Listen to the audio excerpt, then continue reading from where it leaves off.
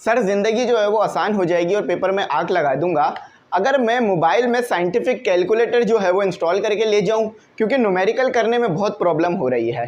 तो scientific calculator अगर mobile में इंस्टॉल होगा तो मैं जो है वो इजीली न्यूमेरिकल्स कर लूँगा और फिर देखिएगा पेपर कितना अच्छा होगा। गैस पेपर से तो पेपर आ जाएगा, बाकी भी आ रहे हैं तो ये भी आ जाएगा, लेकिन न्यूमेरिकल ना बगैर साइंटिफिक कैलकुलेटर के हो ही नहीं रहे मुझसे। तो मोबाइल में ऐप इंस्टॉल करके ले जाऊँगा, जब ज़रूरत पड़ेगी यूज़ कर लूँगा।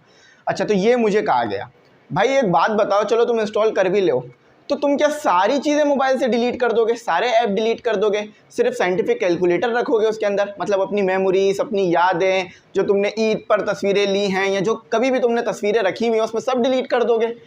भाई तो मेरी बात सुन लो, मैंने आज आपको यही बातें बतानी है कि भाई मोबाइल में ऐप इंस्टॉल करके नहीं लेके जाना साइंटिफिक कैलकुलेटर का, ये भी अलाउ नहीं है। तो वाकई आप लोग बहुत ही जो है वो इंटरेस्टिंग क्वेश्चंस पूछते हो और काफ़ी आप लोगों का दिमाग जो है वो इन चीज़ों में चल रहा होता है। तो चलो इसी के ऊपर बात करते हैं। तो सबसे पहले भाई कि मोबाइल में साइंटिफिक कैलकुलेटर यूज़ कर लें। अच्छा, फिर न्यूमेरिकल इजी होंगे या हार्ड कल के पेपर में? कल किस सेंटर में इंटरव्यू लेंगे सर? क्योंकि आपने कहा हुआ है, एक हफ्ते से कह रहे हैं कि फिजिक्स के पेपर में इंटरव्यू लूँगा, बेस्ट ऑफ लक। ठीक है, देखो भाई मैंने पिछले हफ्ते इंटरव्यू लिया था तो कल भी इंटरव्यू लूँगा इंशाल्लाह। तो आप लोगों ने मुझे कमेंट सेक्शन में बताना है किस सेंटर के बाहर इंटरव्यू लूँ, क्योंकि भाई जितने ज़्यादा कमेंट होंगे उसी सेंटर के बाहर एमई इंग्लिश सेंटर के सर होंगे। अच्छा, अब आ जाओ, देखो भाई मेरी बात गौर से सुन लो। आपने मोबाइल में साइंटिफिक कैलकुलेटर इंस्टॉल करके नहीं लेके जाना, ये भी अलाउ नहीं है, बल्कि ये तो डबल मना है। क्योंकि देखो एक तो मोबाइल मना, ऊपर से साइंटिफिक कैलकुलेटर मना, तो इन दोनों का फ्यूजन कैसे अलाउ होगा आपको? तो ये भी मना है, ऐसा कोई ना करे। और मैंने हर बार मना किया है इन तमाम चीज़ों से, तो आपने नहीं करना है। ठीक है, न्यूमेरिकल ईजी होंगे या हार्ड?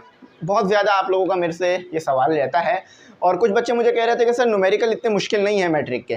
ठीक है, एज़ कम्पेयर टू 9 आसान है, इतने मुश्किल नहीं है।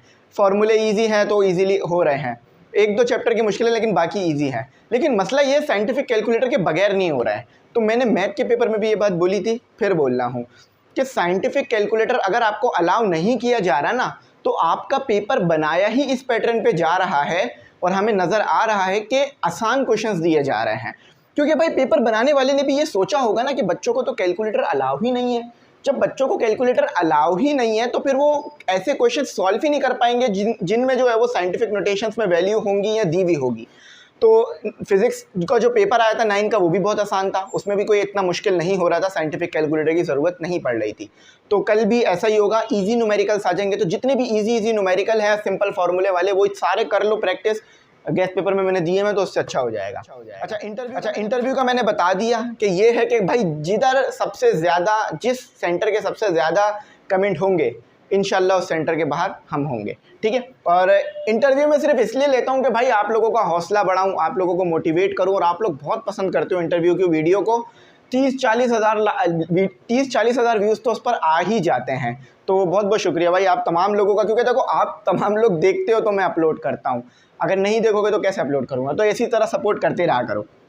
बेस्ट ऑफ लक भाई। देखो आखिर में यही कहूँगा कि अब जो मैं इसके बाद वीडियो अपलोड करूँगा ना, हो सकता है कि वो लास्ट वीडियो हो 2022 और 2023 के सेशन की। उसके बाद 2023 और 2024 का सेशन स्टार्ट हो जाएगा इंशाल्लाह। अच्छा, अब अगले सेशन जो स्टार्ट हो रहा है ना, उसमें बहुत ही ज़बरदस्त सरप्राइजेस मैंने आपके लिए रख रखे हैं, तो वो उस वीडियो में बताऊँगा इंशाल्लाह।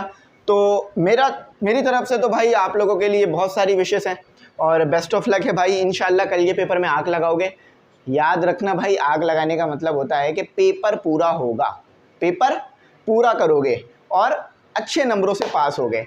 आग लगाने का मतलब ये नहीं होता कि जो है माचिस ले जाओ या कुछ ऐसा कर दो, तो ये ऐसा कुछ नहीं होता। ये हम ऐसी हंसी मजाक में जो है मैं आपको कहता हूँ। तो उम्मीद है भाई कल बहुत अच्छा पेपर करोगे और मुझे अपनी दुआओं में याद रखना भाई, भूलना मत। हमने आप लोगों के लिए काफ़ी मेहनत की है, भूलना मत से ये मुराद है कि अपनी दुआओं में हमें ज़रूर याद रखना। ठीक है, और उम्मीद करता हूँ ये मेरी बातें आपको अच्छी लगी होंगी। Thanks for watching. अल्लाह हाफिज़। अपनी कीमती दुआओं में ज़रूर याद रखना।